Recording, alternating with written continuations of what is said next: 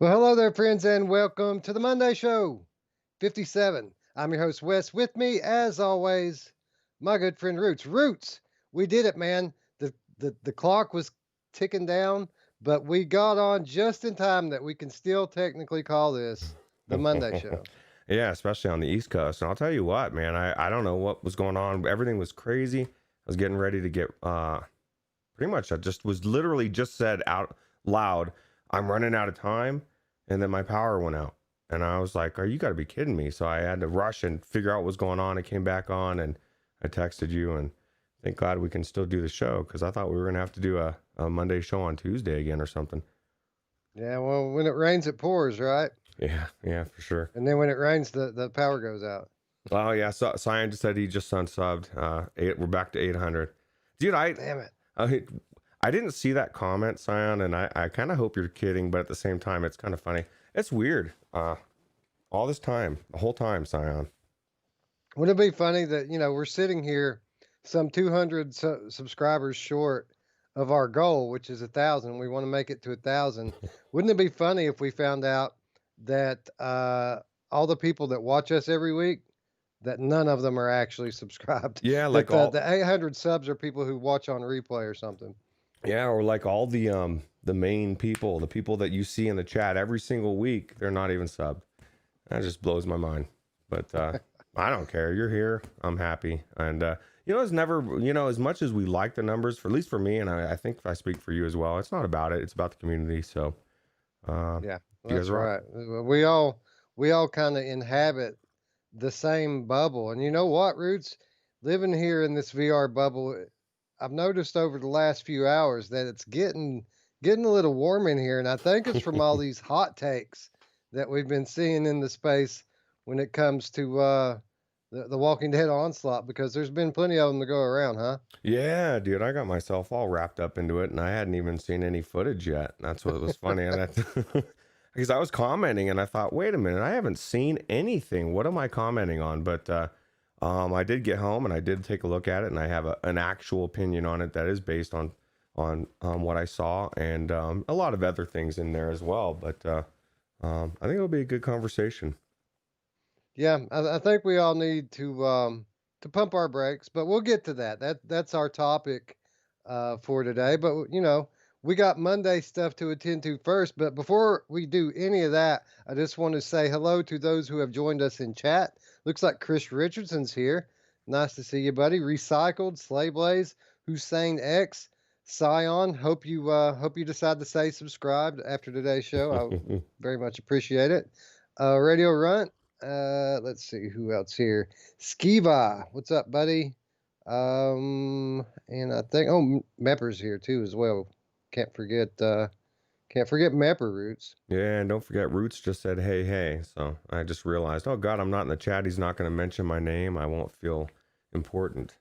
So Jim Hall's here as well. Looks like the early birds, the ones that were here earlier, Jim Hall and Roy Schwartz. Actually, Roy Schwartz showing up. Ah, cool. I haven't seen Roy's name for a while. How's it going, Roy? Roy's been doing pretty good. He was in online with us last night playing. Oh, dude, I felt a little bit dead inside, although I couldn't come anyway because I was hanging out with Jim Hall. But I saw you were going into Firewall, and then they told me Rec Room, and so I thought, I scrambled. I thought maybe I was going to go into Rec Room, and I saw you were going into Firewall 0 hour and maybe a little Rec Room, and I was like, shit. By the time he gets around to that, I won't be going in there.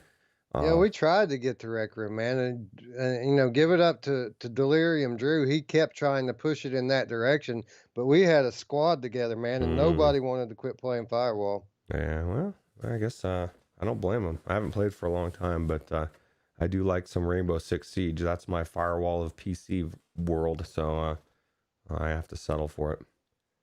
Well, I guess we should just go ahead and jump right into it because, we always start the Monday show off by talking about what we've been playing. And what I've been playing is Firewall 0 Hour. As many of you know, I sold off all of my standalone and PCVR headsets.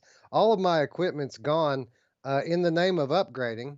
So I've got new stuff on the way. But in the meantime, all that I have to play is PSVR. And that might sound a little restrictive to some of you, but once you get into that library, you quickly realize you're not at any kind of disadvantage at all because I maintain to this day, Roots, that the PlayStation VR library is the best VR library. Yeah, and it's like going home at Christmas, right? Like you went home, you got open up some gifts. Like that's your baby. That's what you started on VR, and it's easy to drift away from PlayStation VR. But like you said, the catalog is so amazing, and it's not. And this is probably what you're learning a little bit from what I mean, I haven't even talked to you a bit about it, but from what it sounded like you're opening, you're starting to see that sometimes it's about the multiplayer, the group, the squad, the like it doesn't even matter what game it is. A lot of times it's that moment with those people, and if you can catch that moment, Wes, man, you're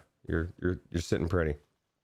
Yeah, well, I've been in Firewall a couple of times this week already, and each time I've went in with Delirium Drew and Void Cat, and then joining us on both occasions was a host of other game cats. And for those of you who don't know what a game cat is, those are the members of the PSVR Without Parole community, which I've been a member of for years now, and I imagine that many of you are a member of their community as well. But a lot of great people in their roots. Some of them I've known for a while. Others I'm just meeting for the first time.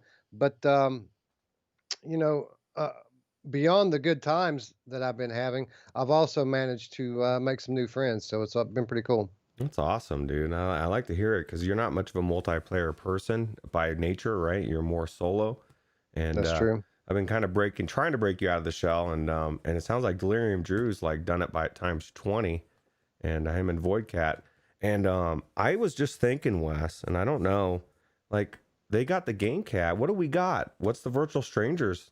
Like I have no idea. I guess what throw it out there, chat, or community. Let's come up with some kind of name. We don't, it's gotta be different though. Yeah, I got to imagine. When we finally do hit that milestone, that 1,000 sub mark, we're going to have some kind of a celebration to mark the event, and maybe at that point we'll come up with some kind of a mascot or a nickname or something for our community. Yeah, it sounds like a good idea. It sounds like my bad idea of telling them last night I would dress as Jack Sparrow for a stream if I got to 15 subscribers by Halloween. So, but we'll Right. see how that works. Yeah. But Firewall, it was a really interesting. It's been an interesting week for me with Firewall because you know we all know that Firewall's a good game. We mention it from time to time. It's well known. I mean, just the fact that it's a VR multiplayer game that has consistently held a lobby for years at this point really says all that you need to know about it. But it's been an interesting week for me in particular because it has been a long time since I've been in Firewall. Early last year, Firewall went into kind of this seasonal content mode where every few months they add in some new weapons, some new characters, some new maps, and they put it behind a paywall for a moment so that people who subscribe can get early access to that stuff. But after the season's over with, it all gets added in to the general population game. And I have not been in Firewall since they started doing this, and it's been a while now, Roots. It's been quite a while. So the firewall that I've been playing in this week, not quite the firewall that I left all those years ago. Wow. So you weren't. I mean, did you see a lot of the uneven balance as far as because I know that was one of the biggest gripes you said back in the day was like you always saw the people getting rewarded, getting going, winning and go advancing, and everybody that's low level getting screwed, right? I guess they kind Yeah, of well, balance that. here's the thing with that. Now, I can't really speak to it as much as I did before because all of the gameplay I've done this week has been in private matches. But with that said, we've been in private matches with 6, 8, sometimes 10 people, and the they're all 50, they're all level 50 Roots. I'm like at level 20. They're all Hmm. level 50. So there's definitely the experience gap there, but I didn't really ever feel like I was at that disadvantaged. Like I used to feel that these higher ranked players, that it was just unfair to play with these guys because they had equipment and abilities that I didn't have access to. I didn't really feel that so much this time. While sure, I mean, most of the time they had their way with me. I never really felt like I was out of it. I always felt like I could be competitive. There was even a couple of matches there where, I actually did well. I had the most kills. I won the game for my team. Ooh. I mean, it didn't happen often, but it did happen a few times. Well, that's cool, man. So let me ask you this: as far as like compared to Pavlov or contractors, I know you haven't had too much time in there, but is it? Do you find yourself more liking the tactical? This is a very tactical game. Like this is like Rainbow Six Siege. Everything's a little bit slower. You can't just run around and just blow everybody up like you do in say contractors, right? What do you find you fight like this a lot more? Or? Well, I really enjoyed. I'm enjoying it this week. I think a lot of it has to do with the tactical part of it because for those of you who've never played Firewall, the purpose of the game, if you're an attacker, you're looking for this laptop that you're supposed to be hacking, and there's things that you can do beyond just fighting the opponent to protect your laptop if you're on defense. One of the things that you can do and is always a very crucial part of any match is there's a signal jammer. And what that does is even if the other team makes it to your laptop, if there's a signal jammer hidden somewhere around it, they can't hack it. Hmm. So now they found your laptop, and this is a timed match. So they have a set amount of time that they have to do this in. They finally make their way to your laptop and they realize they can't hack it. Now they have to find where the signal jammer is and destroy it. This is a crucial part of nearly every match that I've played.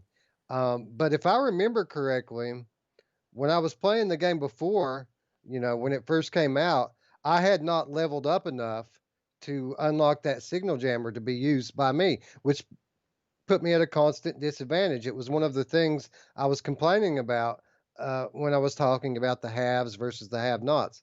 Ruuts walking into it now as a level 18. Um, I have the signal jammer. It's part of one of the default loadouts. So either I'm misremembering how things were back then, or they've rebalanced the game so that more people can use this signal jammer. And to be honest, that's a lot of the fun of the game for me. Maybe I can't, go head to head in a gunfight with a lot of these level 50 guys, but anybody that's played contractors with me knows the one thing that I am good at is hiding.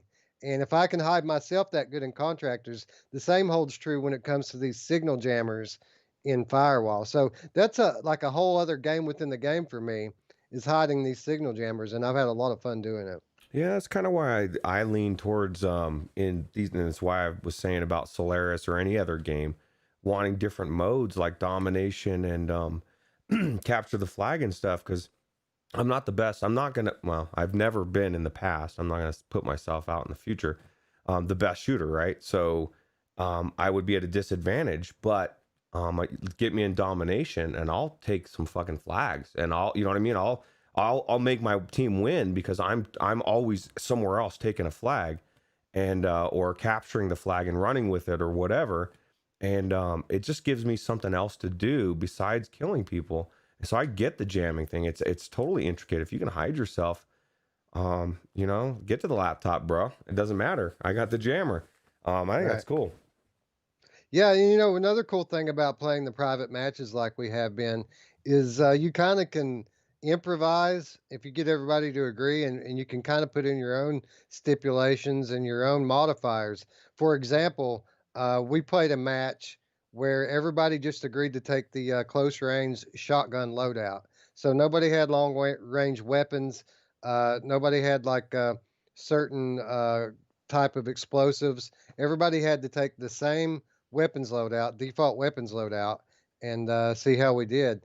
Um, it was fun to a point, but until you get to that one cheater who doesn't change their loadout, now all of a sudden they're picking everybody off at 500 feet. Yeah, that can be fun though. Scion likes to do that with that bolt rifle, that bolt action single shot. I can't Yeah. do it, dude. That drives me crazy. I want to reload after every single shot? Hell no, dude. I need to aim and spray and pray that I hit you with it. So, Yeah, I um, thought about Scion when I was playing last night because one of the things that everybody has equipped is their knife, and it's mm, quite lethal at close range. So I thought about at least at some point, and I haven't tried it yet.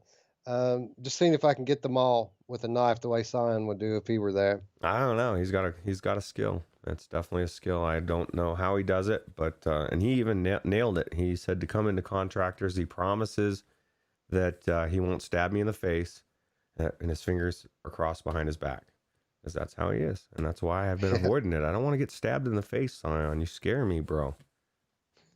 It'd be great if we could get Scion into PSVR long enough to play some of these awesome titles, but I don't ever see it happening, Roots. I'd love to see that title come to PCVR, and I don't see that happening either.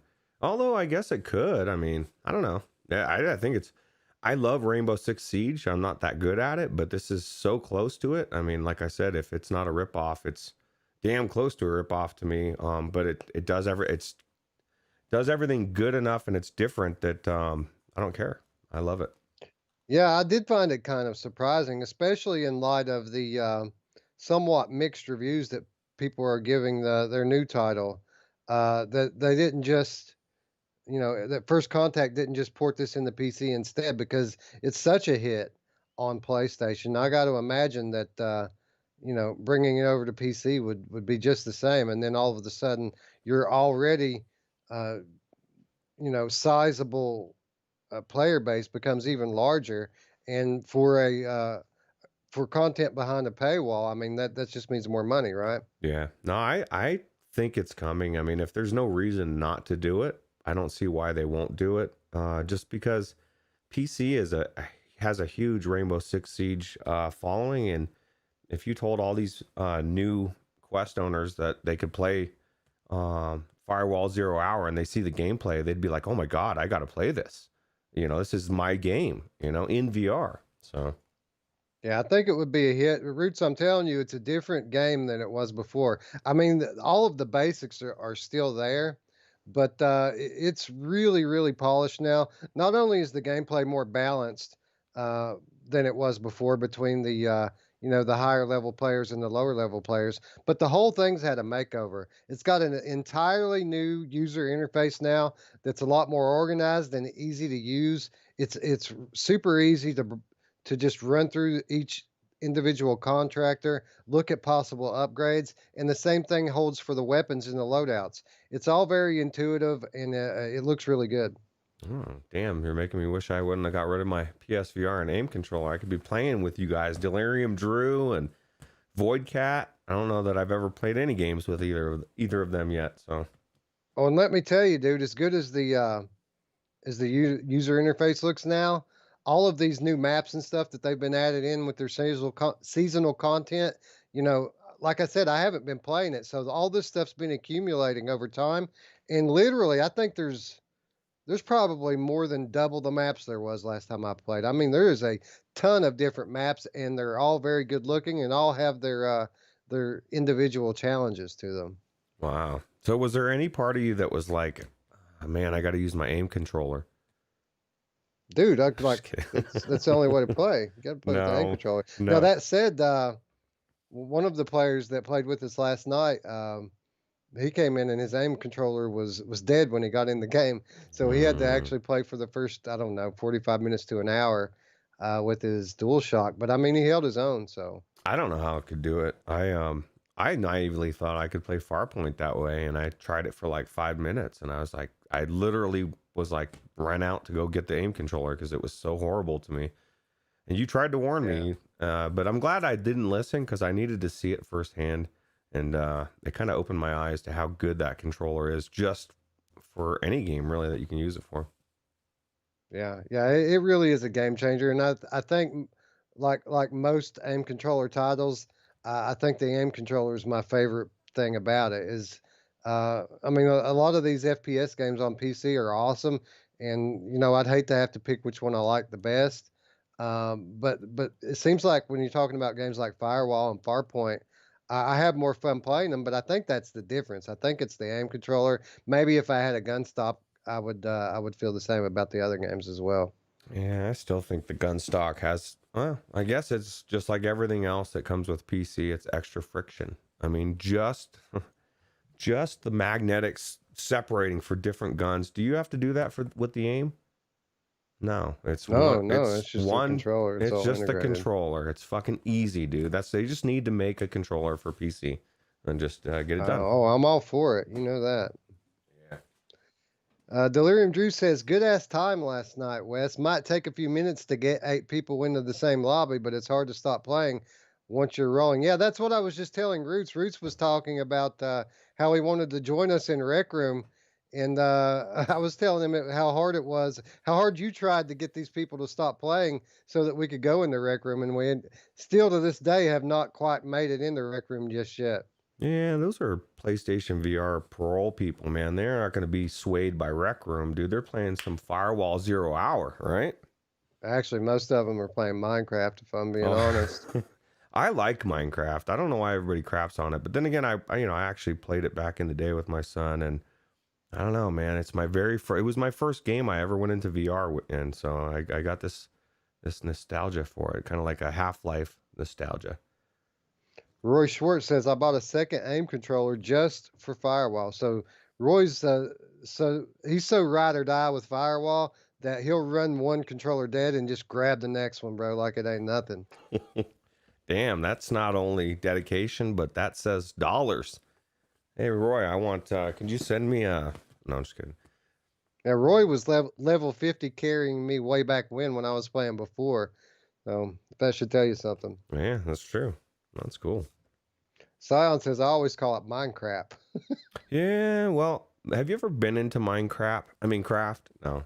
It's cool, man. I still think we had this discussion the other day. I think it was on yesterday's stream. PD was here talking about all the things he's created, and he's had Yogscast do series around all these Star Wars. Like, I mean, he's got like ATSTs, and I mean, it's amazing, dude. You should check it out. And I guess he says you can go into VR in it, and maybe he would take us on a tour because we kind of know him, so that'd be pretty cool.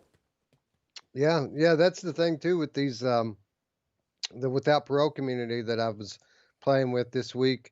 They've all been working in Minecraft for pretty much since launch day. They've all been collaborating on this ranch that they're building. It's called the Hidden Valley Ranch, and I'm going to let them get a little more work in on it. And I think I might go tour that one. Oh, cool. See, now you're in the mix. You can actually, you know how to get in there. I mean, you're an expert now on Minecraft. Yeah, I wouldn't go that far. Yeah.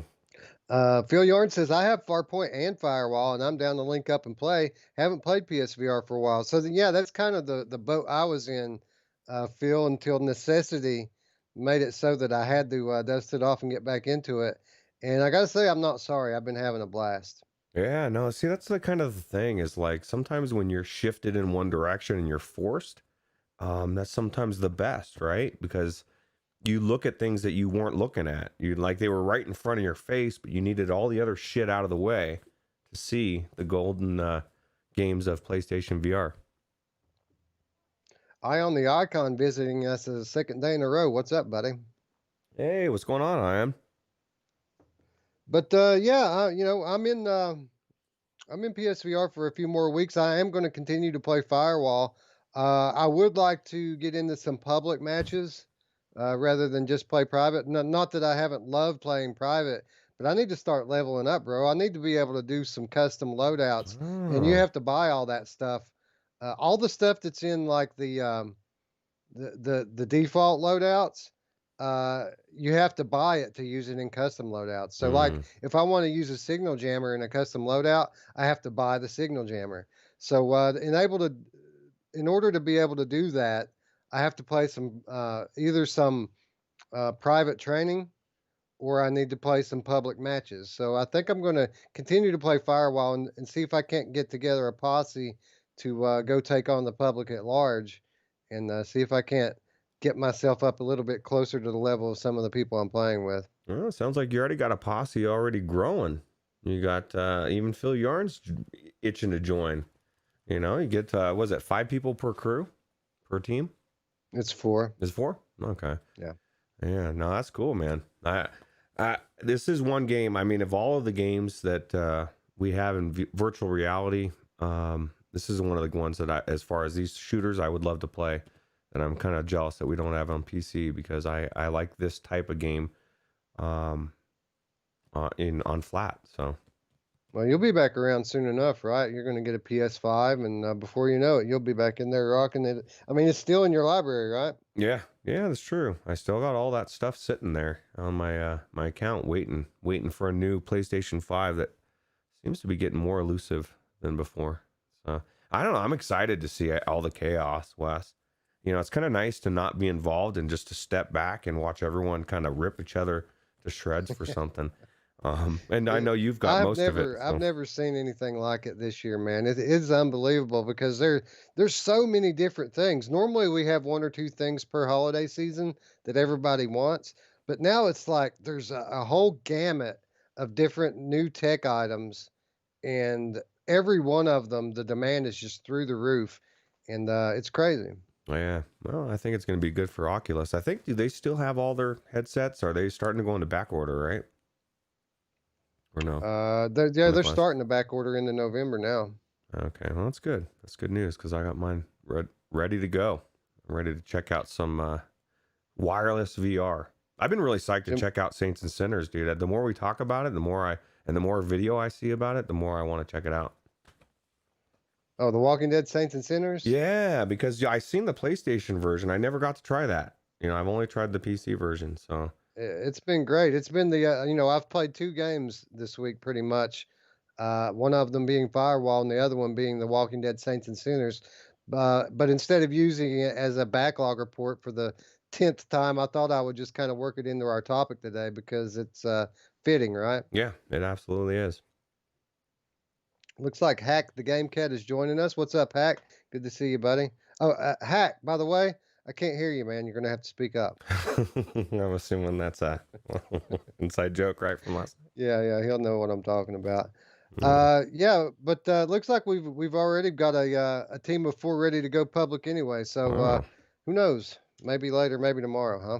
Yeah, dude, you're gonna be all of a sudden you're gonna be Mr. Multiplayer. You're gonna be doing all sorts of stuff. I love playing multiplayer with other people. I think it's my 10 years of World of Warcraft that, like, that's what you. I don't know, man. Playing with 25 people or at one point it was 40 people all in one team trying to do raids, dude. That's chaos and crazy, but so much fun. Sounds like Portland, Oregon to me. But Yeah. besides the point, this Monday show, this backlog report is a little bit different than the normal backlog report because normally I know what you're playing, you know what I'm playing, and we've kind of already spoken about it a little bit before we go on the air. But the difference is this week, Ruuts, you knew what I've been playing, but I have absolutely zero idea what you played for your backlog this week. So why don't you enlighten us all and let us know what you've been playing inside your headset? Well, it's funny. The first game I was going to talk about, I couldn't talk about because we're not allowed to talk about it. That was the one I played the most, and I'll leave it at that.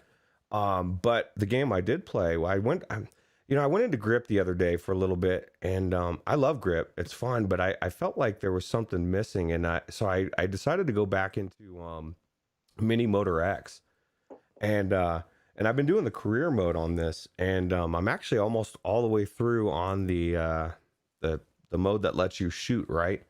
And I was having tons of fun, and one of the reasons I wanted to also go in there is because I was telling Radio Runt, and I still don't understand why it wasn't as good for him if it's Viveport or not. But LA Noir, the VR case files, I was telling him the virtual steering wheel is so good, and he came back out saying it was shit, and I was like, oh my, what the hell, dude? Maybe it's just me.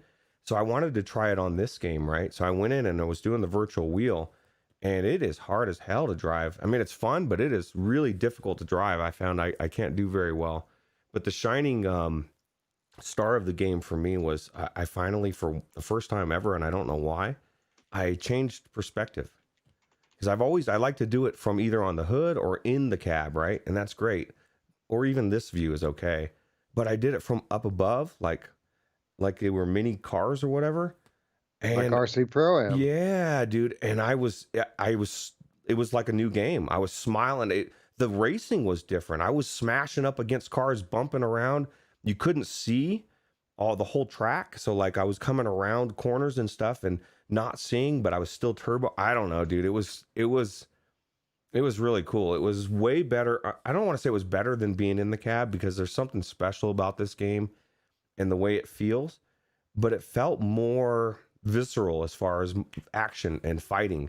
I felt like the action between me and the computers were just more action packed. This doesn't seem very action packed, does it, from this view, Wes? Yeah, I don't. well, that's the whole thing, man. When I saw the promo material, even before this game came out, that that bird's eye view was kind of the you know, what drew me to it, because it looks like RC Pro-Am, which is a game that I grew up playing, a game that I love and have tons of fond memories of. And upon getting into the game, I think that was my favorite way to play it as well. Like you're saying, it's a whole different game, and it's not just that camera angle. As you go through each of the 5 billion camera angles that they give you in this game, it dramatically changes the way that you play it and the way it feels to play it. Yeah, absolutely. And the cars, just the difference in the size, I thought was kind of cool, and looking at it kind of from that bird's eye view. And I guess Spry Guy said he rather see it from above.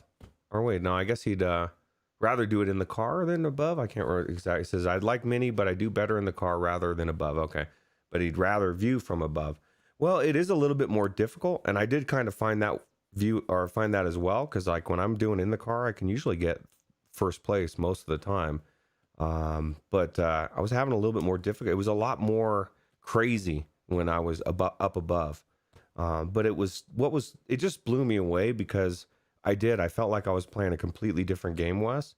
And like when you have a game as a developer, who wouldn't want to have a game that has different views and makes it feel like a new game? That's some entirely new gameplay, right?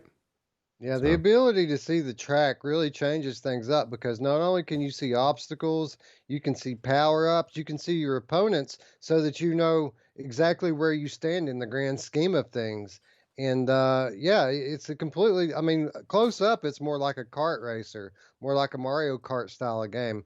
But as you get, further out, again, it becomes like an RC type game, a RC racer. So really enjoyable both ways, but I got to agree with you. I think I like the bird's eye view uh, even more so.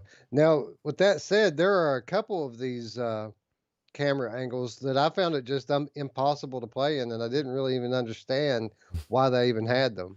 yeah, I don't know. I just takes me back to when we first played it together, and we were racing, and you couldn't get in the car, and you were trying to teleport between teleports. You're like, what the hell? That's when you found out there was 5,000 viewpoints, right? Because they're like literally all the way around the course in different views. It's crazy.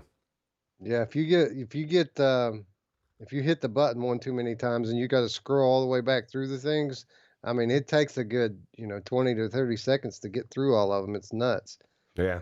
Well, Jim Hall says there's a lot of games like this now. Yeah, there are some. I mean, what is that? There's a couple that came out even before Blaze this. Rush. Yeah, Blaze Rush, and that's actually pretty cool. But where this shines is the tracks look so good, and there's so many different ones.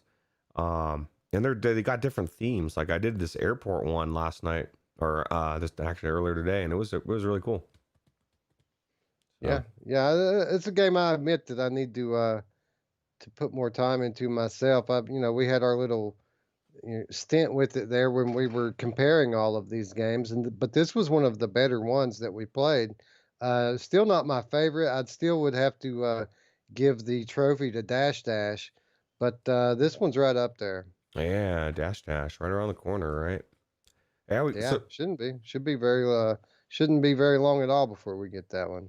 so I guess there's more than a few people in the chat, myself included, saying we want to play with other people. So let's get it done. Anybody that's got this, just throw it in the looking for group, and we'll do some races. Maybe we'll get Scion to buy this game, even though he trashes it every chance he gets. It's not I don't great. remember. Is this one cross-platform? Like, can I go on my PlayStation and play along? That is a good question. I was going to ask you that because I don't know. Well, Let's let's see. find out. Yeah, in real time, right? Real time. This week's episode of In Real Time. All right. Is mini motor racing X cross plat?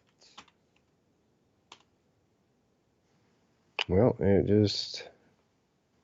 I don't see anything jumping out at me that says it is. But. Multiplayer crossplay between them. I don't know. Maybe we have to find out in real time. Playing flat or PSVR with crossplay. Yeah, it says full support for VR and non-VR All right, on hold on a PlayStation second VR. here. I'm going to go into the Steam page. I don't see it.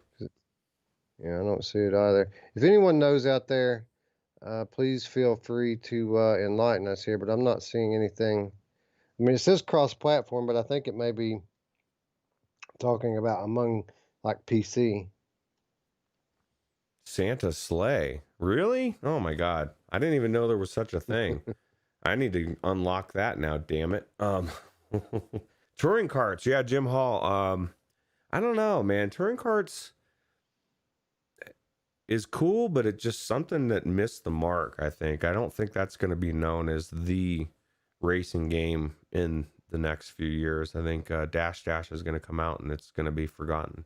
That's my. I think touring carts it has its strengths.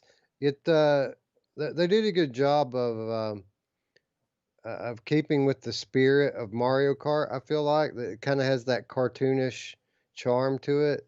Yeah. But when it comes down to the gameplay and the implementation of the gameplay, I feel like there are better choices out there. Well, and see, this is my thing. Is like, okay, people say, "Yeah, touring carts isn't bad." Yeah, it's not bad.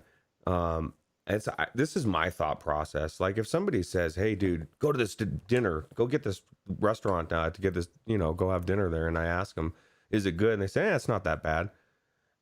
I'm probably not going to go there. You know what I mean? That's not an endorsement to me. That's not an endorsement. I want to hear, "Wow, it's really good. You got to check this out. There's something new to this, and it's not bad." But yeah, it's not bad, but I would say that Mini Motor Racing X is better.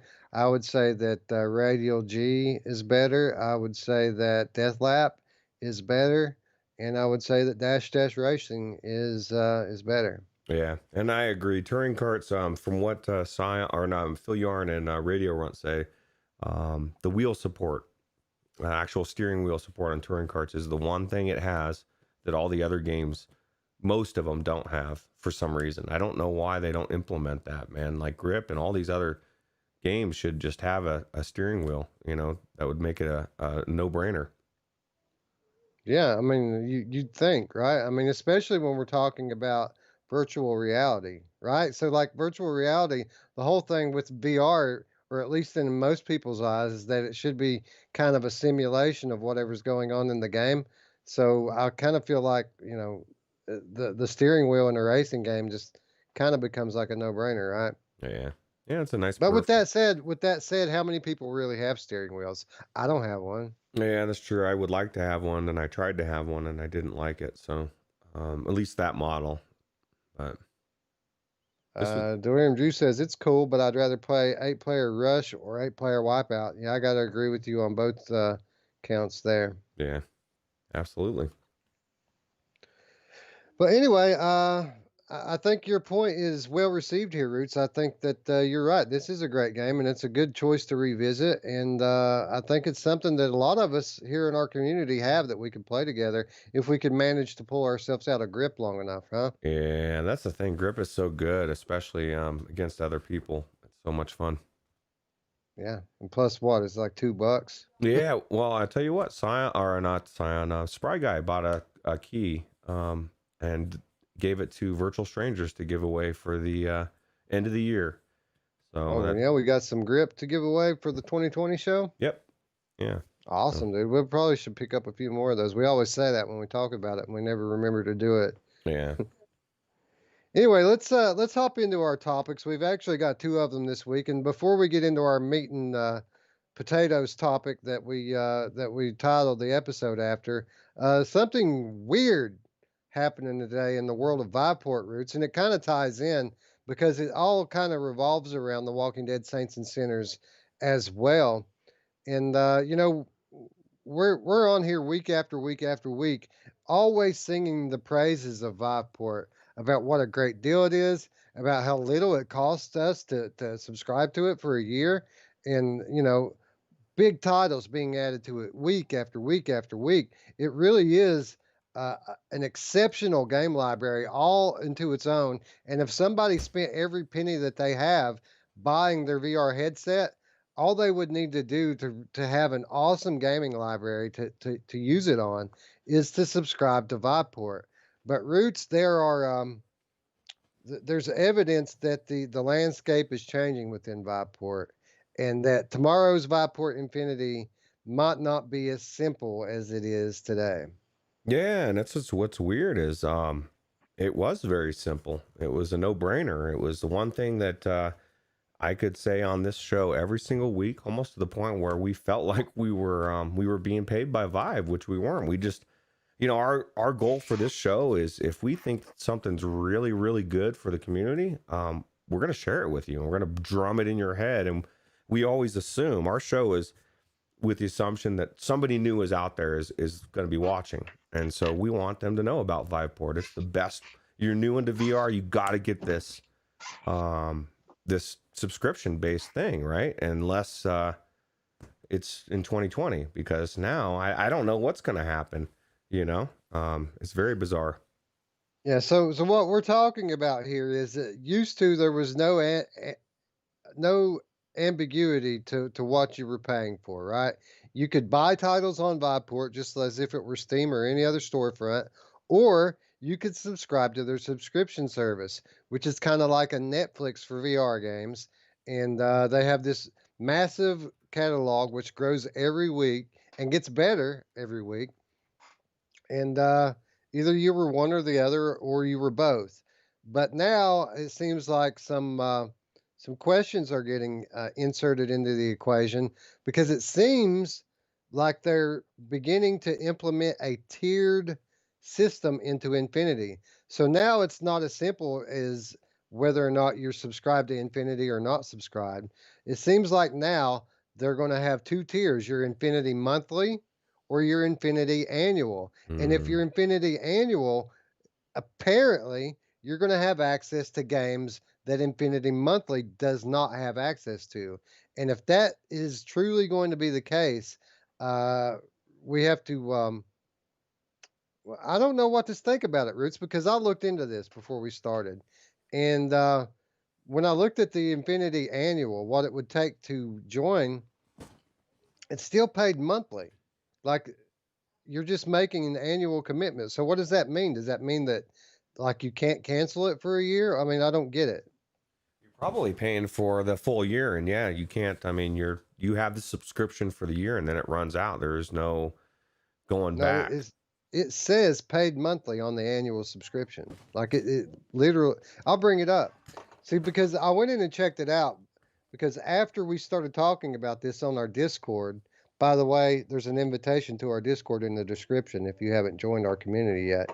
But we were talking about this on our Discord, and then someone came in, I think maybe Spry Guy, and said, I'm pretty sure what the deal was is that Saints and Sinners, but if you want to keep it forever, then you join the annual subscription and you can keep it forever. So I went in and checked. It says, I'm bringing it up right now. So Yeah, I think you're cutting out, Wes, for some reason. I don't know if it's your mic or if it's the internet. it's probably because I'm going on the Viport. Am I still cutting out? No, it's good now. Yeah, it's probably an internet thing. So this is what it says that they have for this. It says, sign up today to become an annual subscriber, and Saints and Sinners is yours to keep forever. Get one of the best games of 2020 and unlimited access to our entire library of VR titles. So when you read that, it makes it seem like, okay, this is an Infinity title, sure, but by going annual with us, we're going to let you keep it, keep the license to it, Mm, right? To That's me, what it's it kind of sounds like get a year subscription and we'll give you a bonus game as to own. Um, right. and then you know what I mean. Like it almost has nothing to do with this subscription. I don't know. Is this supposed to be a subscription game, right? Or maybe Well, that's the thing. maybe that was the misunderstanding. Is it was never supposed to be a subscription. It was just supposed to be a bonus for subscribing for the year. Well, that's what I thought when I saw this ad. But then I went into the Infinity games, and it's listed as an Infinity game, it has the Infinity symbol on it. So I thought, okay, great.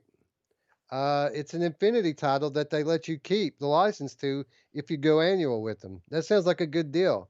So I said, well, let's see if I can install this game.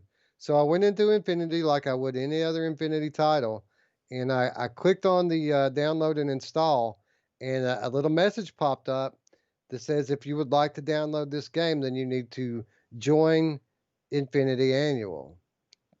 And it told me that I was currently a quote Infinity Light subscriber. That's a good way to find out. Yeah, You're all right. psyched to play this game. I mean, it's not like it's a shit game, dude. It's a Walking Dead, Saints and Sinners, right? You've been looking forward to this game. You can't afford it. Finally, it comes for free. This Infinity is paying off, and oh, sorry, you're the wrong type of Infinity subscriber. Um, Right.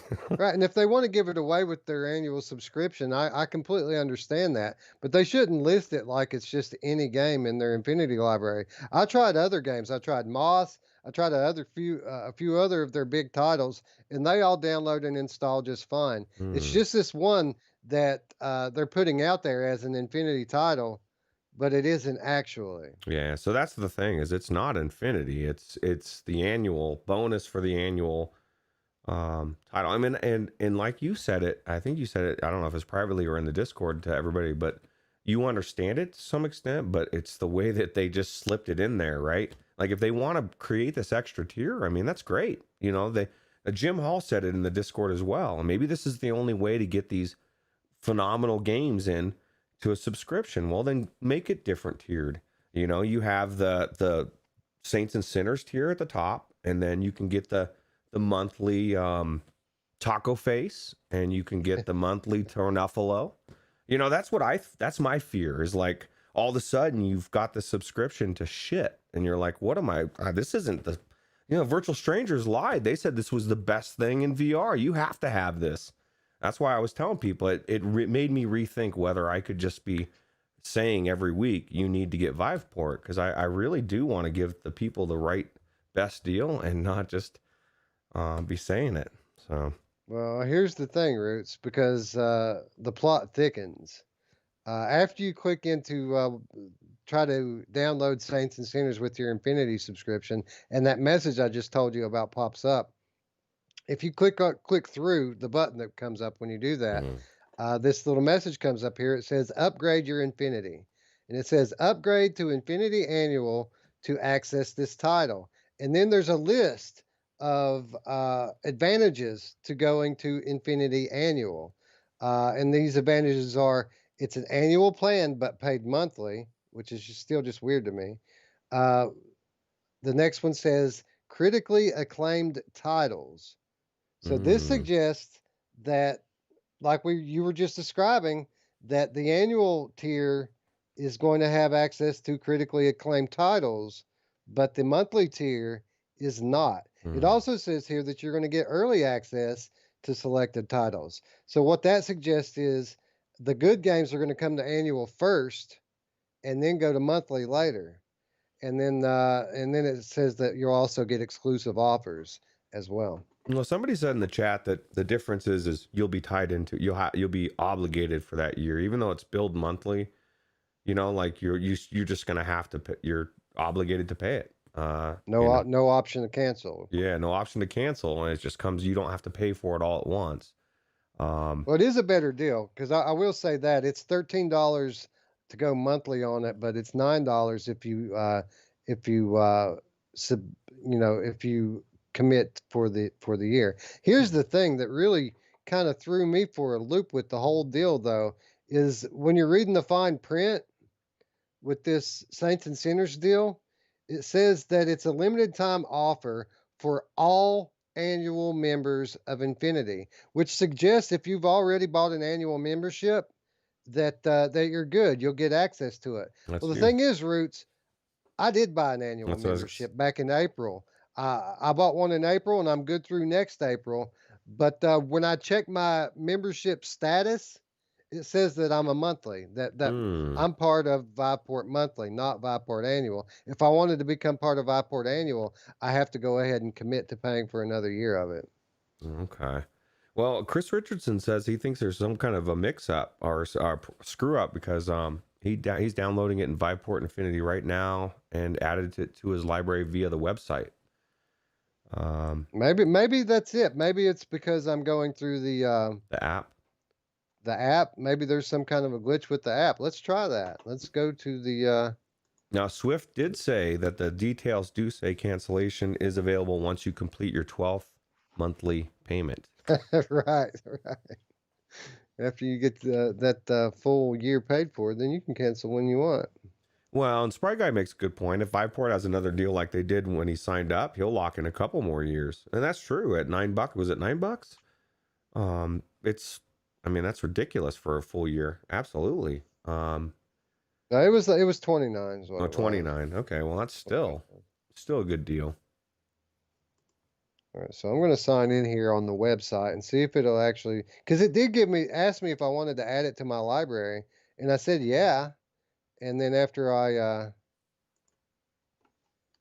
did that, Hmm. it wouldn't let me download it.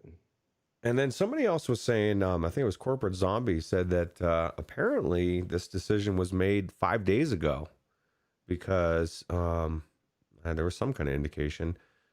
Infinity Light seems to have been invented about 5 days ago, according to their FAQ.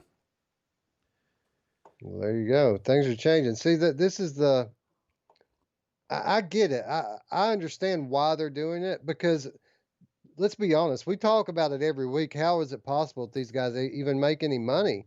I mean, it's like they're giving away all the best games in VR for nothing. So I understand them wanting to restructure it. I just it seems a little shady how they're implementing it here, right? Putting attaching uh this one of the best games we've ever seen in VR to it, and then dressing it up like it's a norm. See, it's not letting me, even through the website, I can't download it. It's prompting me to subscribe and change my membership. Well, I'll tell you what. Somehow, some way, even though you paid for your annual subscription, it still considers you non-essential. You're a monthly peon, and you don't get the free copy. I mean, it solidifies. It lets us know that you really do have to be an annual member to get it for free. And that's, And I'm okay. And let me be clear. I'm okay with that. What I'm not okay with is it like, if you look at it in the library, it's part of my library I have to choose from. You don't realize that you're not good enough until you go to play this game. I could only imagine if I were somebody who really wanted to play this, who's been waiting all this time for it to come to Infinity, because they've been saying it's coming soon for a while now. And now it's finally here. I held off on buying it. It was on sale last week, but I didn't buy it because I knew it was coming to Infinity, and now I can't play it. And then You a know, lot you of know what I people, mean? a lot of people buy it, and I wouldn't. It's because my mentality is I would feel screwed, and so I would immediately cancel the subscription if it was monthly. It's kind of why I canceled the stupid Game Pass, even though I still want to try Microsoft Flight Simulator in VR. Then they double the price of it. The very first month I get in there, that's not what I signed up for. I'm out. That might be good for the guy that's been there for 10 months. But I didn't sign up for $10. I signed up for $5, and now you're telling me it's 10. Now I have to reassess, Right. and that's how I would be with Viveport, because I just feel like, I haven't felt good about Vive forever. So it's the one thing that up until now, I could say there was no weirdness with Viveport. Now there is a little bit of weirdness. And I mean, granted, if they want to do their 2 tiers and people want to pay and that's worth it to them, so be it. I just think that companies need to be upfront if they expect consumers to stick with you. You know what I mean? So It's still a killer deal. I mean, $9 a month for everything that you get. I mean, uh, if let's say you only had $20 a month to spend on games, I mean, it's a no-brainer to spend nine of it on Viveport Infinity. I just don't like how they've gone about changing things here. It's kind of like, you know, it's kind of like giving kids candy to get them in the back of your van, and then things things change once you close the van doors. You know what I mean? yeah, that's not that you're not getting this anymore. But that's what it's pretty much everything, right? I mean, Sion just made a good point.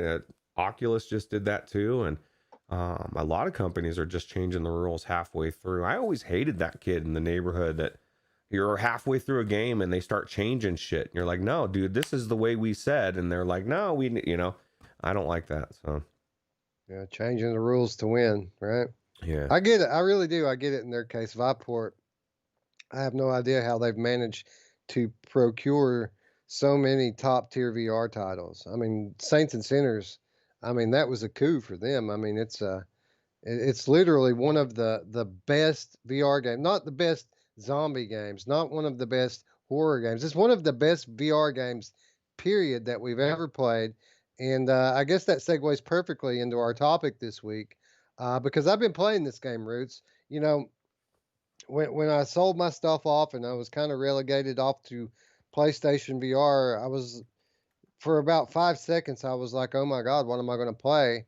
And then I put my headset on and started looking at my library, and I was like, "Oh, this is what I'm going to play." And right there in front of me was The Walking Dead: Saints and Sinners. Again, one of the very best VR games that any of us have ever played.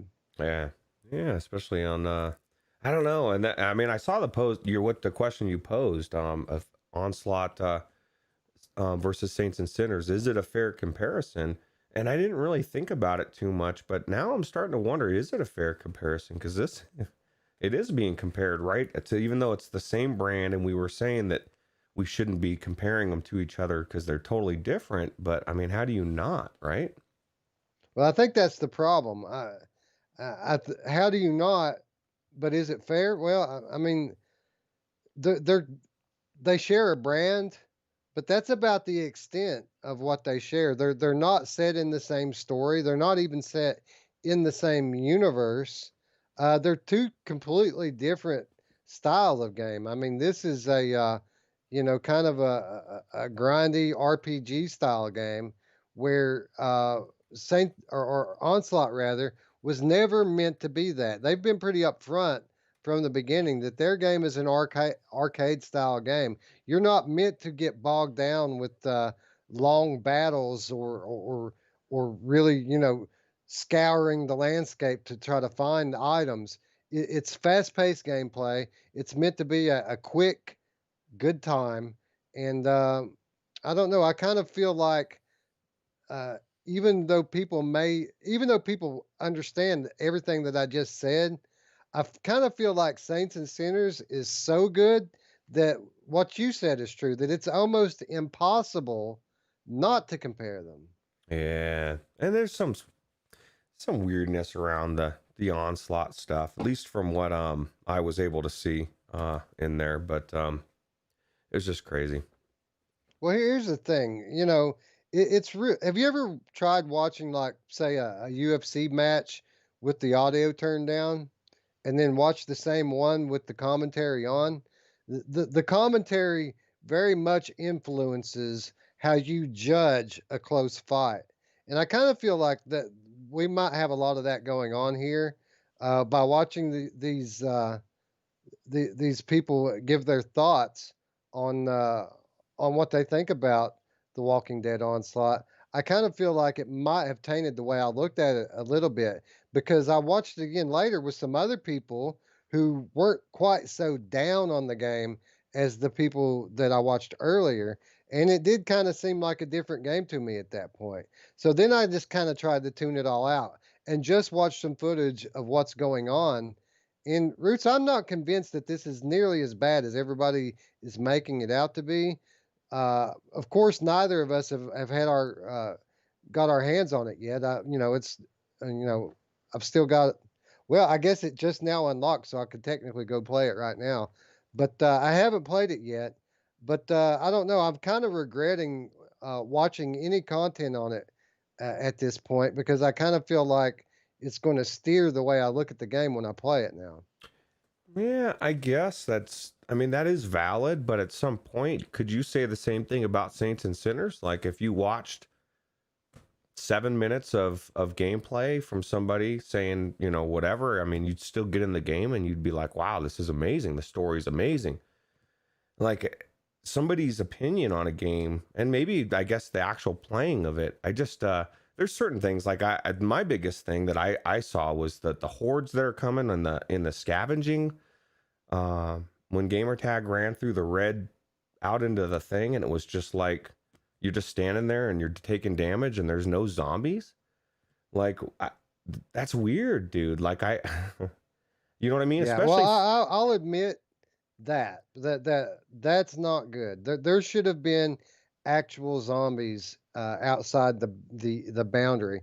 I like the concept of the level though, that you're constantly being forced to move through at a fast pace because the horde's right on your tail. So you just got to kind of grab what you see and then move on.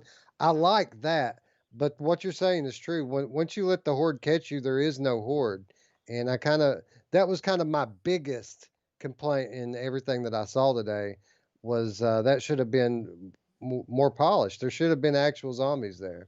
yeah, because it's VR, and we say it all the time, like it's immersion, right? There's nothing more immersion breaking than running into the horde and seeing nothing, and then just dying. I just, that to me is like, I felt like that was lazy, and this is coming from Survios that put out Westworld, and we marveled how good it was. And this is The Walking Dead, and I just think that's a corner that you can't cut, man. Like, and I'm glad Gamertag ran in there and checked it out because, you know, and I get it, but nobody's saying even critical of this barely at all. And it's got a great title. It's attached to a great IP, but you know, I want to hear the negative as well as the positive. So I'm glad he's bringing out those things. Although I just don't think it'll taint my opinion. Although that being said, It sounds like you've made an opinion, well, I dude. was gonna say, that being said, I've already canceled my pre-order. So but the good news is it's gonna go towards Rogue Squadrons, and I'll be happy there. So Well, here's the thing about I completely agree with just how silly the boundary of the horde in the scavenger mode is. That is completely ridiculous. Now, with that said, that is one aspect of just the scavenger mode. That's not the whole game. That is bits and parts of the entire campaign that you're playing through. Just in scavenger mode. It's just one aspect of it. I don't feel like as egregious as it is. I don't think that that's anywhere near something that's going to ruin the game. well, it may not ruin the game, but I don't know. I just there's other things as well, but I mean I would have to see it in person to see, but I made Well, my that's kind of my whole point. We all would kind of need to try it out to see. And people were making criticisms about this game that I don't agree with. People were saying that the zombies don't look good. I think that there are certain things about this game that look better than Saints and Sinners. But that's besides the point because I really don't think that it's a fair comparison to begin with. Because again, as I said at the top, the only thing that these two titles share is that brand. They're completely different styles of game. To compare, and it's an unfair comparison because it's not like we're talking about any Walking Dead title here. We're talking about what would you call Saints and Sinners a top 5 VR game? I would. I would say it's easily one of the best 5 VR games. Period, regardless of platform. yeah, and I guess my problem is I was just expecting more, but I haven't played it. So this is all tainted by watching people's reviews. But I don't know, man. I get it. I see where everybody's I guess we just need to find out by playing it ourselves, right? Well, that's the thing. Or I mean, I could get why some people might would cancel their pre-order, um, but I wouldn't write it off just yet. That's basically what I'm saying, based on two or three mixed reviews. And let's be clear about this. There was only one that said it was really bad. You know, I watched Without Parole on their stream today, and while they weren't blown away by it, they did say that they had fun with it. They just got bored after a while. They said that they thought that the $30 price tag was a fair price for it. So, and then I watched Polish Paul, and he said it was great. So I wouldn't say that this is getting bad reviews. I'd say that it's getting mixed reviews, and one really scathing review from our friend Gamertag. Yeah, well, I completely agree with him, even though I've never played it. No, it's probably going to be amazing. I just, I'm tainted, Wes. I just like the Saints and Sinners I'd so be much. interested to see what he thinks of Westworld Awakening, because that Mm. wasn't the hardest game in the world either. I think a lot of his criticism of this game was that it was too easy. Westworld was easy too, wasn't it? Yeah, but that was more of an experience game than a game. This is not, definitely not. I mean, it's supposed to be telling a story, but uh, I don't know if I'm being honest. Like every amazing game from Survios, I've gotten hyped up, like Battle Wake or whatever, and then I've kind of been let down a little bit. And it's not that the games were never good. It's just it wasn't Ruuts' vision of what the game should be, which really means crap to the developers. But and that's my only thing is that like they're all very well polished. But I would have to say right now, Westworld is the my favorite of all of them, and they've got some good games out there. But uh, you know, I don't know. Yeah, yeah. I mean, Westworld was pretty good. I still haven't finished it. It hasn't compelled me to go back and do that. But here's another thing, another aspect that we're not looking at with this. I could tell, you know, and I watched, I think, 5 different media sources coverage on this game today.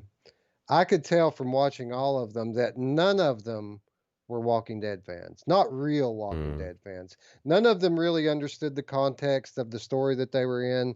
None of them could tell you uh, what's happening right now or when the next episode's coming on. So I kind of felt like that was unfortunate too, because Survios has very clearly described this as fan service. Like this is what their intent was to make a game for the fans of the show. And I feel like everybody that got an early copy of the game, out of all of them, none of them were actual fans of the show. So, with that said, I would urge all of you to stay tuned to this channel, because you know who is a big fan of the show, Roots. Uh, My mom! oh. And you. And me. Yeah. Yeah. Well, that's of course it's your mom. No, I like the show. Dude, I was a huge fan of the show. I've fallen off the last couple of years, just like most fans of the show have, because it's taken weird turns. But up until this point, I was really into it. So yeah, I mean, the story isn't going to get lost on me, and that's where I think things will shine. But you know, if you're a true Walking Dead fan, uh, shouldn't it not be easy to kill walkers? You know, like that's the thing is like that's the whole fear. Like, and that was one thing that I think Well, Saints and Sinners does a good job of creating that fear factor of like you don't want to you get for 2 or 3 of them on you and that's it, dude. And gamer tag now was just stabbing one that after another, right? yeah, now that's true, and I feel like that they could certainly balance that out a little bit better, or at least it seems to be the case. But again, here we are making this comparison between two different styles of gameplay. Now, with that said, I was playing Saints and Sinners right before the show tonight, and I probably during my gameplay session killed 30, maybe 40 walkers, and all of them were a single strike to the head with a knife. None of them gave me any kind of difficulty. It was all easy. So again, it just seems like it's the fact that it's easy to kill a walker with a knife shot to the head is a lot. It sticks out a lot more in this arcade style of game, because you turn the difficulty up, and all of a sudden you got greater numbers of them coming at you. but it doesn't actually change how difficult it is to kill them. It's still just one shot to the head does it. Well, and then of course the fact that, like at least in Saints and Sinners, you have the fear of it breaking, and not all of a sudden you have no weapon. You're like, oh shit, you're running, you're looking for a bottle or something. The fact, I think that because it's arcadey and there's no breaking the weapon, it kind of gets lost in that way as well. Right, right, but exactly. Uh, the arcade style of game doesn't have these kind of realistic physics baked into it. Now, it's okay if you don't like an arcade style of game. I would point out that when Evasion launched, the multiplayer shooter from our buddies at Archaeact, I watched exactly like Onslaught. I had pre-ordered that game because the promotional material was so good. Just like with this game, when Evasion launched, Gamertag got it a day early. Without Parole got it a day early. And I started by watching Without Parole, and they just crapped all over the game. They said it was easy, that it was repetitive, and after a while, it got boring. I flipped over to Gamertag. It was the same deal. And I was distraught because I couldn't cancel my pre order, and I was stuck with this $40 crap game that nobody likes. And then the next day came, and the game released. And you know what, Roots? I thought it was great. I absolutely loved Evasion. What they all said did not at all jive with the way I felt about the game. And at the end of the day, I came to the conclusion that I was a little more apt to like an arcade style game than these guys are. So again, I'm not saying that this game is going to be good or bad or whatever. I'm saying that just because your favorite reviewer maybe doesn't care for it so much, that doesn't necessarily mean that it's going to be bad.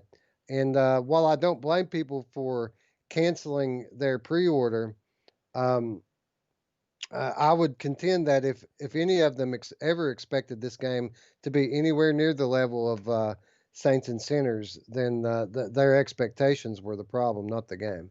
Yeah, I still think it could have been. I don't know. I mean, this is the thing is, Saints and Sinners came.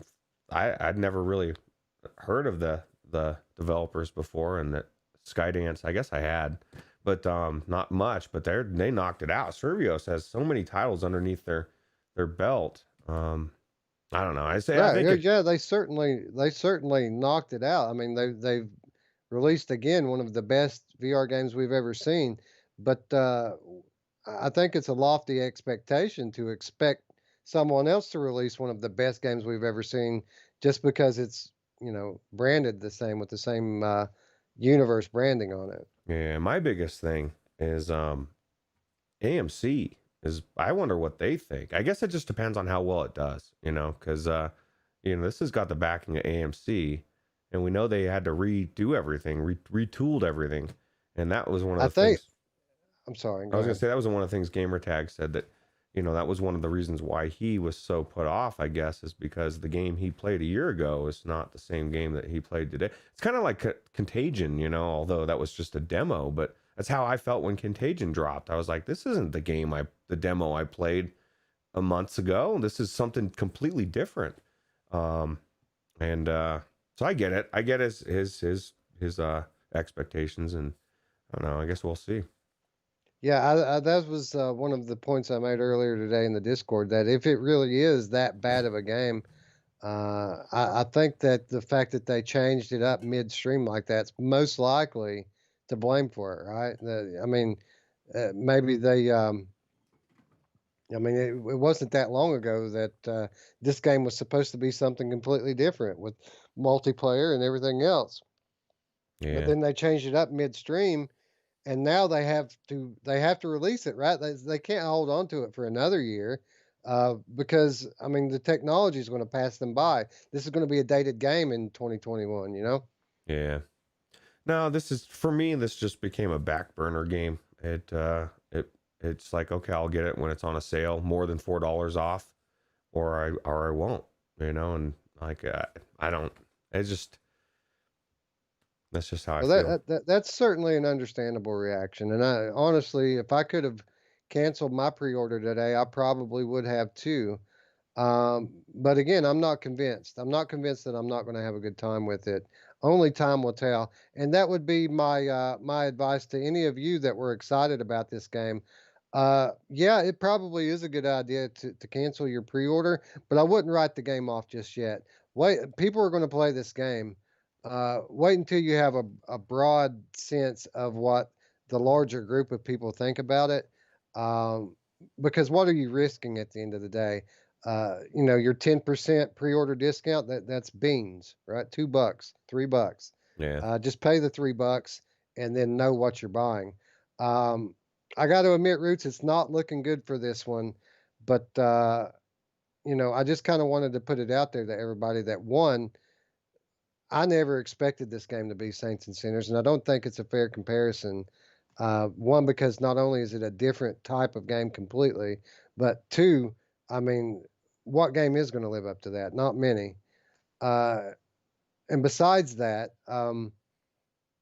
you know, even if arcade style games are your sort of deal, I mean, uh, oh, I kind of lost my train of thought. But anyway, but my point was is that it's an unfair comparison, and that we should all just pump the brakes and wait until the game's out there before we judge it. Let more people play it than just a couple. So It's hot that garbage. was all I wanted to say. It's hot garbage. No, just kidding. I mean, there are so many good points to it, and the story alone, I'm sure it'll be cool to be Daryl, and but So, Jim Hall says the original artwork they showed looked way better. Uh, I got to be honest, Jim. People are saying that the game don't look that good. People who haven't played it, but from what I'm seeing here, I like the zombie or walker models better in this game than in Saints and Sinners. I think these ones look more gruesome and more scary, and I think the environments. I mean, I want to see what they look like inside the headset, but I think the environments look really good as well.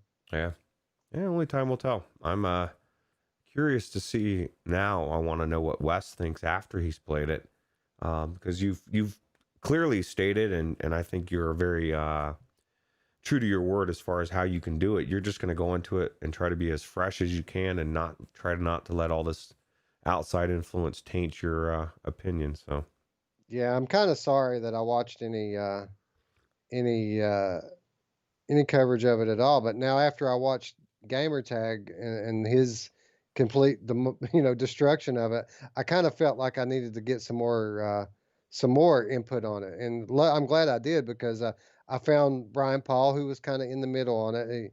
He was kind of down on it too, but he wasn't as down as Gamertag. And then I found Polish Paul, who was really digging it, really liking the game, and you know.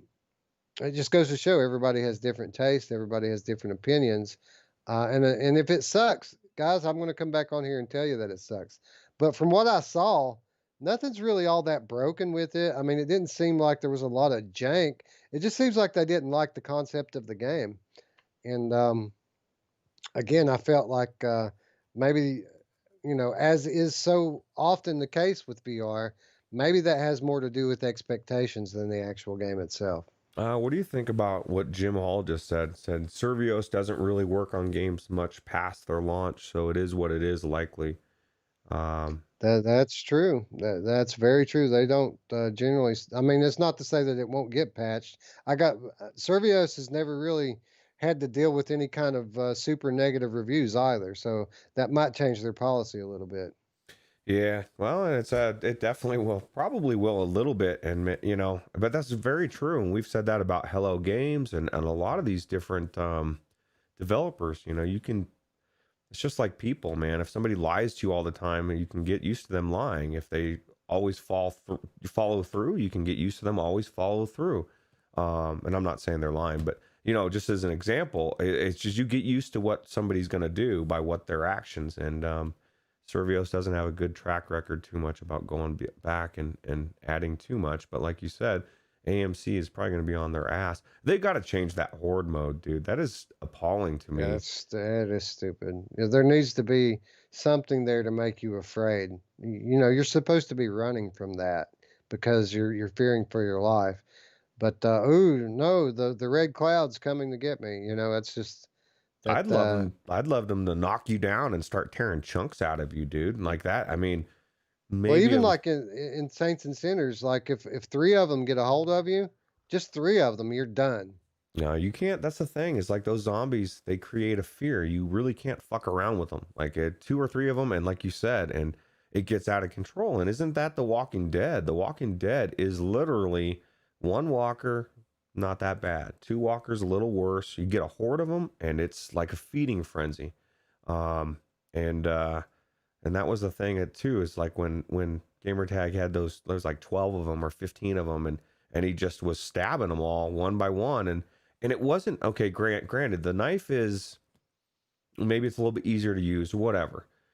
But those guys, none of the zombies were doing anything. They were just kind of standing there, letting him kill each one. So at what point, again, that just does, they need to fix their AI on the zombies or something, because you need to feel like this zombie's about to get you. So I don't know. Yeah, my problem with it wasn't so much what happened when he was fighting them with the knife.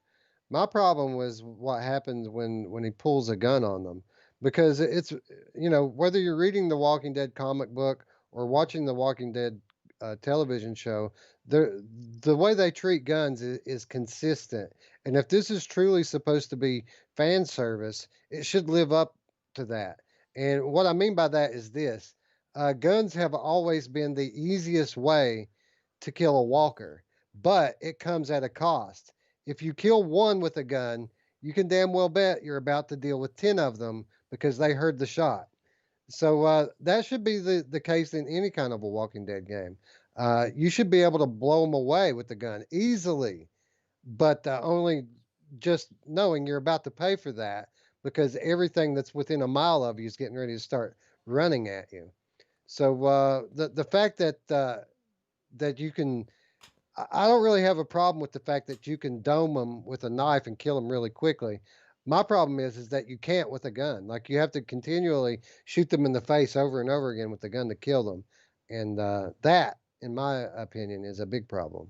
Yeah, that's true. I mean, a bullet winging at the speed of a bullet versus your trajectory of your knife should kill them a little bit easier, right?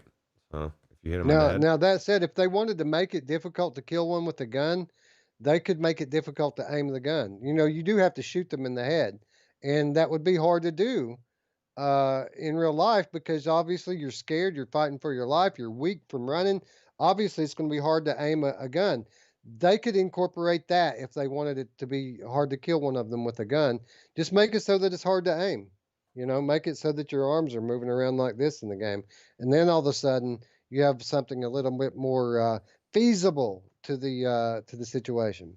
Yeah, I do like the way those zombies look, though. Some of them, the different looks and stuff, they look pretty creepy, Yeah, right?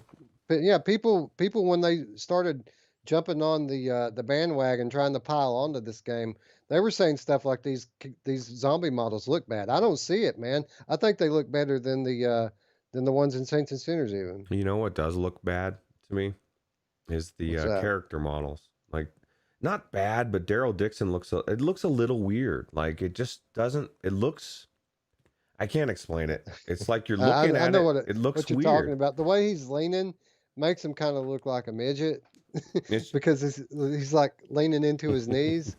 But yeah, it does look a little weird. I don't know. Maybe I'm not used to Death Stranding or something where they just like really capture that facial expressions and stuff. And I don't know what kind of technology they did. Like, I watched that Tony Hawk thing, and they literally got everybody in some kind of contraption that like did so much stuff to really capture their facial expressions, right? And Yeah. so that's cool. I'll tell you something else too that really I don't think either one of the, now again, I haven't played this one, so I don't want to really make a blanket statement here, but something I felt like they could do better with this game, as well as Saints and Sinners. Neither of them really took advantage of the element of surprise that takes place during the show, as well as the comic book. You When you're watching these shows, you're always kind of on the edge of your seat or reading the books. you're always kind of on the edge of your seat because anything could happen at any moment. You could be, leaning up against a mossy tree, and then all of a sudden, you'll find out that's not just a tree. There's a walker in there. You could be walking by some, rickety wooden walls, and all of a sudden, a walker busts through there. Uh, but as much as I love Saints and Sinners, and I do, it's one of my favorite games. I've put it over 10 times in this episode already. But I never really get scared when I'm playing Saints and Sinners. I don't really feel like it's much of a horror game. And from the looks of this, for different reasons, I don't think that this looks like much of a horror game either. Neither of them look very scary. And I would really like I would like, if we were to ever get a sequel or DLC, I would like for that to be more of a focus, for it to be more of a horror game Mm, than either of these are. yeah, I agree. And that's something that I mean, think about it in VR. They missed the boat with jump scares, dude. They have so many different types of jump scares, or crazy. I don't know, man. Like one of the coolest scenes is like early on when Rick, that horse, and the tank, and Glenn, and Yeah. like there's some scenes that I mean, you wanted to see recreated in something like this, and instead you get a red thing, or you don't get it at all in that respect as far as Saints and Sinners. But I don't know. My thing is I would just love, I think everything you just said would be amazing in either game, is just something a little bit more horror-esque, because it is a horror show, and Jim Hall nailed it with this Onslaught. It's broad daylight, dude. There's nothing less freaky and scary about everything being well lit up. That's one thing about The Walking Yeah. Dead, Saints and Sinners. It's dark, it's creepy, and you can't see most of the time.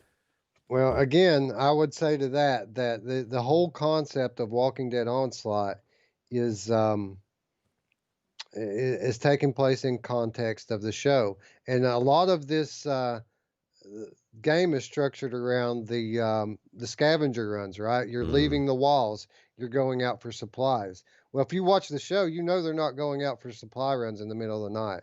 They're always going in the middle of the day to go out and do these things. So it would make sense that we're watching footage of scavenger runs, that it's in the middle of the day always, because that's the only time they would go.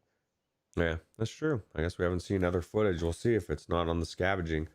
Um, but Yeah, I really, honestly, I really just wish they would have let us have a review copy of this game. I asked Survios for a key months ago, and they said they weren't doing that. they said that they weren't sponsoring reviews, that they weren't giving anyone keys. And I kind Oh, of tried to sell myself to them as, hey, it could be valuable to have somebody who really knows the show, who's a real fan, to play your game. And I guess they didn't see the value in it till now, huh? yeah, we're non-essential, dude. We're not 1,000 subs. I don't know what the special level is, but and I don't even get salty about it, because to be honest, these devs don't owe me a damn thing. I No. I just like to talk about VR, and if they want to make sure that I'm gonna get a chance to play it, then that's the easiest way to do it. But I have no qualms, especially with good games, supporting the devs, dude. I bought many games, Audica, 3 times. It's just some games are worth buying more than once. ET2K9 says, I think they're still giving keys out today. Hey, dude, I already paid for it. It does me no good. I will say this, I am not salty about it in the least. I mean, I think that's pretty obvious at this point that I'm out here on a limb by myself trying to convince people not to bury the game yet. Uh, so obviously, I'm not salty about it. I find it unfortunate that this is a fan service game that's not being, talked about by any real fans of the show yet. Yeah, that's a problem, and it's a problem with developers in the sense, and there's no way for them to tell if you're a fan or not. It's a weird predicament outside of actually having a conversation with you, which Oh, there you go, right? the bigger companies aren't going to do that, right? But that's just one of those things that we have to I guess just appreciate when we do get the chance to check it out. And I don't think there's any reason for any people to be salty about not getting a key. That's just that nobody owes anybody anything in this life. So Yeah, well, I would just say this. I'd say that it's there's some troubling things that we've seen. I wouldn't blame any of you, and in fact, I would probably urge most of you, if you have the opportunity, to cancel your pre-order, which I guess most of you wouldn't at this point. But if you do, absolutely you should. And I would have you tune in to the Monday show next week, because guess what I'm going to be playing between now and then, Roots? I bet this one. I may or may not be able to play this one or not, depending on who buys it and who keeps it. And I don't have access to anybody's libraries anymore. I need to rehook up. And apparently, you guys don't have access to mine either, because I had to authorize Alex through email, and it must have just knocked everybody off or something. I don't know. Yeah, I don't know. I haven't tried to get into it for weeks now, but I had to reauthorize Alex too, but I didn't have any trouble with anybody else at that point. So Yeah, I don't know. I know I reauthorized him weeks ago, and I had to reauthorize him again today. So well, who knows, man? I guess we'll know soon enough. Less than 2 weeks now, or about 2 weeks exactly now, till the new headset gets here. Super pumped. I'm psyched, dude. After watching all these videos and all these pictures of the different crispness, this is my thing, Wes, and I keep coming back to this, and I feel bad that Scion's not here, because it's about him. But how do you have a CV1 and not want to upgrade to the Quest 2? No, right? Because of the cheap parts. When everybody's saying it's amazing, it looks amazing, it's gonna blow the CV1 out of the water, and it's $300, and I guarantee. I'll tell you, dude. Did you see the video I posted in the Discord today that had Quest 2 versus G2 versus Index through the lenses? I have not seen it. It was from Terrier Woods, right? I actually I want to watch that. It's one of my things that I didn't have a chance to, because I got off of work so late. Well, I'll give you a little spoiler alert with it here. G2 clearly superior to Quest 2. But with that said, Quest 2 pretty clearly superior to Index. And I'll just say that, and go check it out for yourself if you don't believe me. Yeah, I saw that. Pretty awesome, dude. People were a little upset about that, and saying the compression, it's not super sampled. None of it's super sampled. It's not super sampled for the Quest either. None of either. it's super sampled. That's exactly right. Yeah, I mean, it is what it is through the lens. You can't lie about that. Now, you can say the compression's going to make a big difference. I don't know. I've never seen it. You're about to see, Roots, that's overblown. Well, see, that's the thing, is like, I swear to God, dude, everywhere I turn, everybody's like, compression, shit, it's crap. And then I've been listening to Wes for the last however many months that you've been using it as your daily driver. And I kind of respect your opinion, Wes. I feel like they're wrong and you're right. So I can't wait to check it out for myself and find out that you're right and that everybody is overblowing it. And there's probably like 7 people in there yelling right now saying that's bullshit. So. Well, I mean, the vast majority of them haven't tried it. They're just going by what some reviewers said. You know, that they're using what's called selective perception, and that is where they, or otherwise known as confirmation bias, right? Yeah, that's true. Yeah.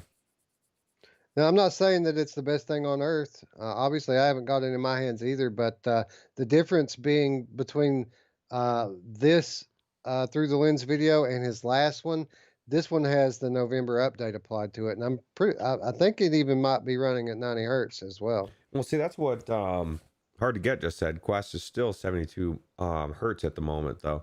And that's the thing, it is, but it will be 90 hertz. And it's not going to be 120. It's not going to do what the Index has. It doesn't have a wider field of view. It's not going to have superior audio. But what it's going to do is it's going to leave you with $700 or $600 in your pocket, and you'll be able. It's going to have a lot more clarity in the visuals. Right.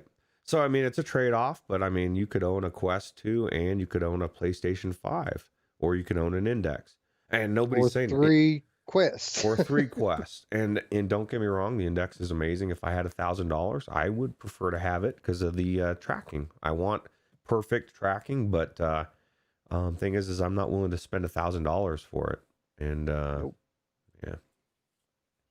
Anyway, we're gonna know soon enough. I'm super pumped to find out. I'm gonna have both headsets within my hands within 4 or 5 weeks. Roots, I should have it all. So we're gonna find out firsthand. Yeah, true. Very soon. Anyway, I think that's going to wrap up our episode for this week. I'd like to thank you all for turning out so late. You guys are the best, dude. They're staying up well into Tuesday to watch the Monday show, Roots. Yeah, I am a little put off that I didn't see any UK people. No, just kidding. It's like 5 a.m. or something. Actually, every Yeah. time I see somebody up late, like last week, I was surprised, dude. I was like, holy crap, you're up at like 4 a.m.? I was gamer tag, right? Because he had woke up in the middle of the night. So it's crazy. Chris Richardson says field of view may be increased. They say the optics are closer to your eyeballs in Quest 2.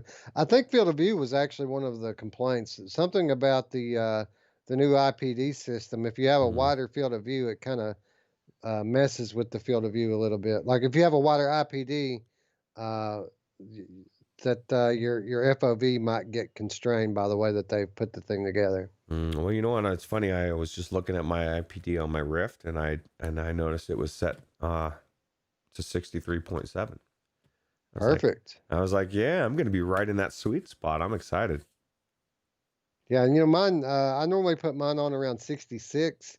But I've noticed that I share mine with my family a lot, and sometimes I'll play with it on 63 and 64, and it's just fine. It doesn't bother me at all.